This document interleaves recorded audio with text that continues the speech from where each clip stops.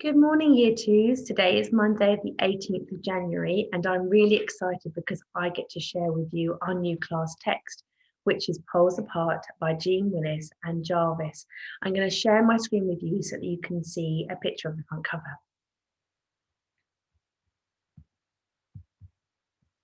Okay, so here is a picture of the front cover, and you can see from the learning intention that today is all about talking about the book. So it says, I can participate in discussions about a story. So in a minute, I'm going to ask you to pop me on pause while you have a look at the front cover and make some predictions about what you think this story might be about. So what clues are on the front cover for you to use? So come back to me when you have done that. I shall see you in a minute. Welcome back. Okay, hopefully you've had a good look at the front cover and have had an opportunity to talk through your ideas with someone in your house. So let's have a look. I can see a polar bear at the top of the page. And at the bottom of the page, I can see what looks like a family of penguins. And the title might give me a clue, Poles Apart.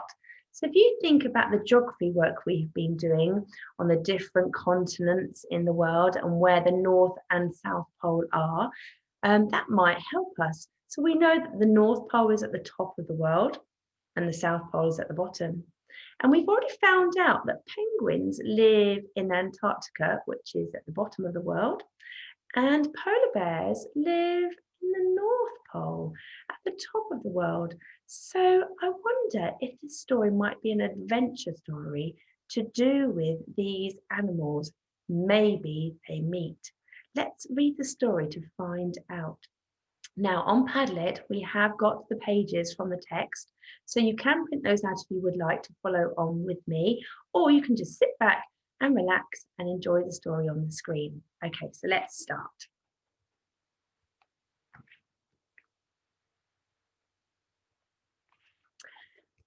As everyone knows, penguins are found at the South Pole and never at the North Pole, at least not until the day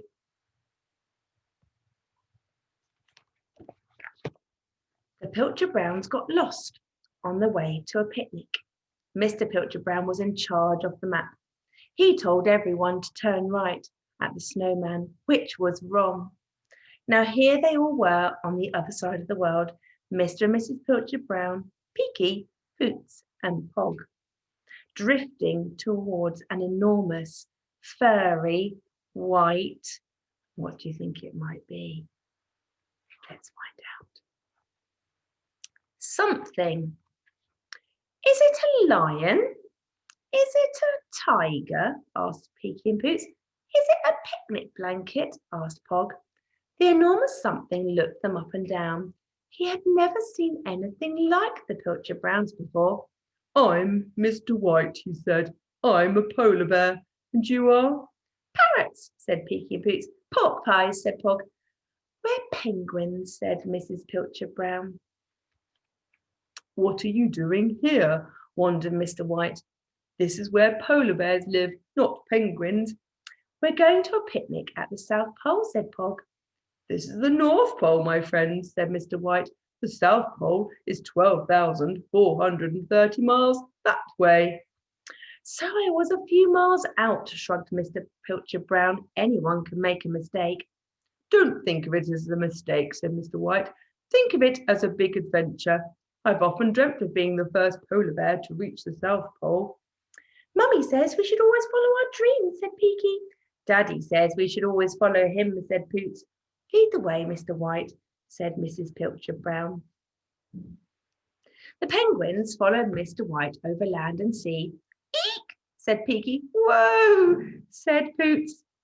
Can we have our picnic now, said Pog. But it wasn't the best spot. Why do you think it's not the best spot? Have a look at what's circling the ice. Can you see the sharks? I wouldn't want to have my picnic there.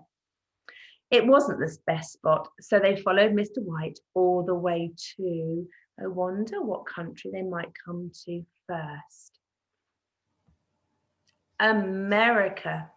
Howdy, said Mr. Pilcher Brown. Busy, said Peaky. Buzzing, said Poots. Can we have our picnic, said Pog. Not now, dear, said Mrs. Pilcher-Brown. America was awesome, but it wasn't home, so they followed Mr. White all the way to England. How do you do, said Mr. Pilcher-Brown. Grey, said Peaky. Grand, said Poots. Can we have our picnic, said Pog. Not now, dear, said Mrs. Pilcher-Brown. England was charming, but it wasn't home, so they followed Mr. White all the way to Italy. Ciao, said Mr. Pilcher-Brown. Wet, said Peaky. Wonderful, said Poots. I need a wee, said Pog. Not in there, dear, said Mrs. Pilcher-Brown. Italy was magnifico, but it wasn't home, so they followed Mr. White all the way to India. Namaste, said Mr. Pilcher-Brown. Hot, said Peaky. Huge, said Poots. Put that python down, dear, said Mrs. Pilcher-Brown. Can you see he's caught up in the snake's coils? India was dazzling, but it wasn't home, so they followed Mr. White all the way to Australia. G'day, said Mr. Pilcher-Brown. Faster, said Peaky. Fun, said Poots. Can we have our picnic now, said Pog. Soon, said Mrs. Pilcher-Brown. Do you think they're getting closer to home? Australia was bonza, but it still wasn't home, so they followed Mr. White over the land and over the sea. On and on they went.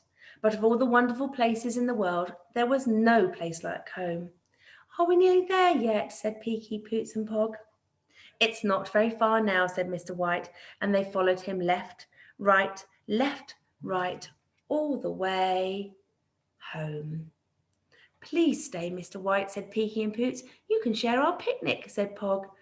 So Mr. White stayed, and for a while he was happy. But the South Pole wasn't his home. He was a polar bear, and polar bears don't live there.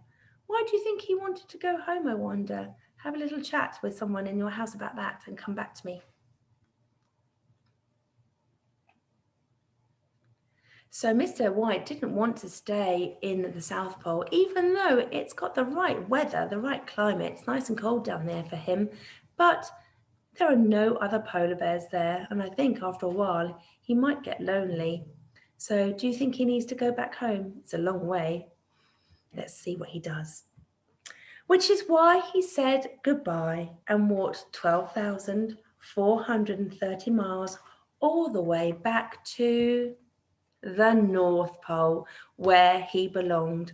He'd followed his wildest dream, and he'd had the best adventure. Even so, he was sad to think he would never see a penguin again. Have a little look down here. Look at this picture here. There's his hat. If you notice in the story, he's been wearing his hat the whole time. If you look really closely, what do you think might be in that hat? But to Mr. White's delight, he did. What's hatched out of Mr. White's hat? Can you see what's here? We've got half an eggshell here. And what have we got in the middle here? We've got a baby penguin. Oh my goodness. He's been carrying the egg in his hat the whole time home. How did you get there? He said. Where is your family? So now we've got another problem. The little penguin is now stuck in the North Pole, far, far away from her family. I wonder what's going to happen next in the story.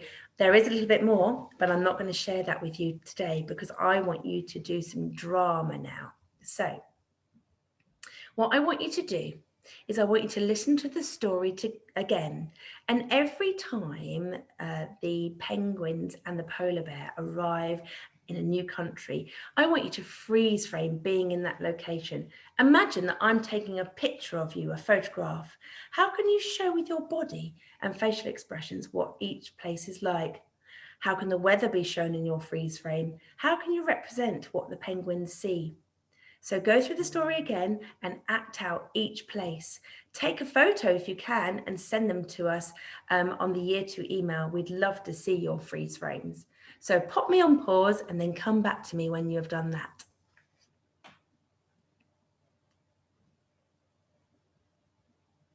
Welcome back. Nice to see you. I can't wait to see your freeze frame pictures. It's always good to act out a story because it really gets you to understand what the story is about. So I'd like you to spend some time now with someone in your house talking about the story and looking at these questions. So what is your favorite part and why? Are there any words that stand out to you? What is the repetitive phrase that runs through the story?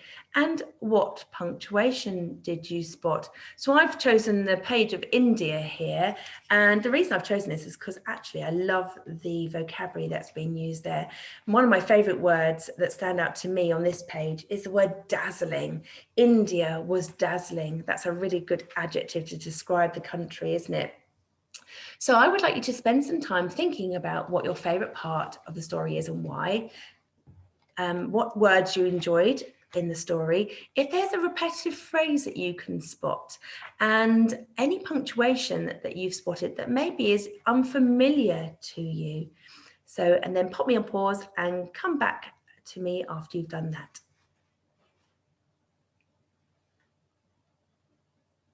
Welcome back. Okay, I'm sure lots of you have got some interesting parts of the story, and we look forward to finding out what those are and what you enjoyed about the story. And I was wondering if anyone did spot the repetitive phrase.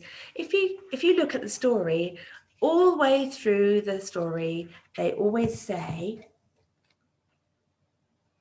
Italy or whatever country was Magnifico, or however they describe the country, but it wasn't home. So they followed Mr. White all the way to. So that's one of the repetitive phrases.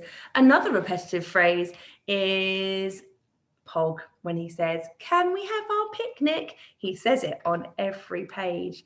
And authors often use repetitive phrases in stories. So when we were doing the Three Little Pigs last term, there was the repetitive phrase that the wolf used, "I'll huff and I'll puff and I'll blow your house down." So repetitive phrases are used quite a lot in stories.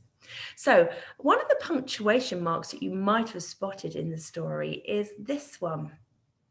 It's called an exclamation mark. Now, exclamation marks are used to show surprise, add emphasis to the writing, show strength, or show shouting. And they use exclamation marks a lot in this story. So when you write your story, you might want to try including an exclamation mark too. So here's some more information about exclamation marks. To show anger, "I hate you." To show joy, "Those flowers are so lovely." To show surprise or excitement, "I can't believe that you came first." To ask for help, "Please help me." We often use exclamation marks after one word or after a short word. "Oh, I'm so disappointed," or "Wonderful, just what we needed." So you might want to experiment with using exclamation marks in your writing this week. Now, your last task for today is to write a list of all the vocabulary, all the words you liked in the story. Keep a list so that you can use these when you do your planning for your story later on this week. So have a go at writing all the fantastic words that we came across when we were reading the story. Then come back to me tomorrow for the next part of our English. So I hope you've had a good morning and I look forward to seeing you tomorrow. Take care.